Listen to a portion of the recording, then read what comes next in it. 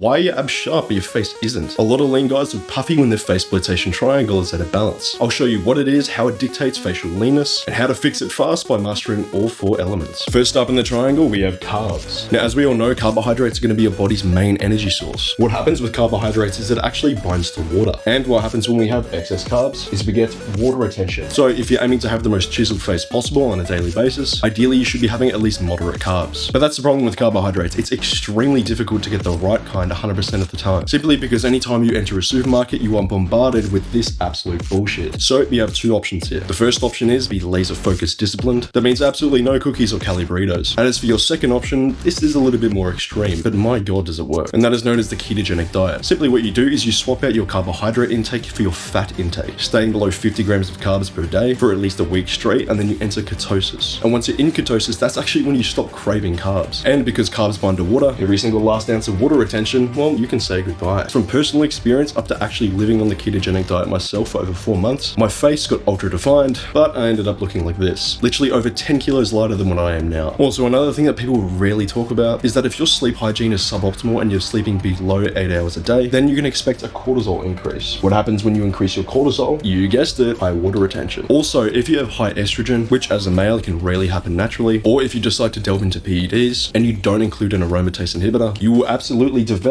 puffiness. Not only puffiness in your face, but somewhere else as well. So be very mindful of that if you go into the dark side. Contrary to popular belief, you actually shouldn't limit your sodium down to a low level, because sodium is important for testosterone production and actually makes you look pumped up rather than flat. So to get the best of both worlds, what you actually want is a moderate amount of sodium and a high amount of potassium. Because as you may know, potassium is what flushes out the water from your system. When you have high sodium, low potassium, what happens is your body turns into a sponge. And what do sponges do? They absorb water. And if you're trying to get a chiseled jawline like that, or like this, then listen carefully. Moderate sodium, high potassium, supplement magnesium, and always ensure a 3:1 potassium sodium ratio. Moving on to water. 99% of people watching this video are not drinking enough water. You want some proof? This absolute mammoth of a jug sits on my desk 24 hours a day. It contains about 3.7 liters of water. I will refill this thing 2 to 3 times a day. No, that's not fucking crazy. If you are not consuming enough liquid, you are literally commanding your body to retain more water. 4 to 5 liters of water per day minimum. And this increases if you're someone who consumes creatine. Also, newsflash, creatine does not bloat you. What creatine does is it improves intracellular water retention, which is the good kind of water retention. Bad kind of water retention? Yeah, that is extracellular water retention, which is what happens when you do any of the above. Now, as you're all expecting, fat is the last and biggest piece of the puzzle. And if we're laying absolutely every single cope aside here, and we're talking strictly aesthetics, 8 to 10% body fat is the utmost ideal. The higher body fat percentage you go up, the more you start to cover your facial definition. But even at the same body fat percentage, total fat mass matters. This Wojak here, he's 90 kilos and 10% body fat. And if you ever look at this Giga Chad over there,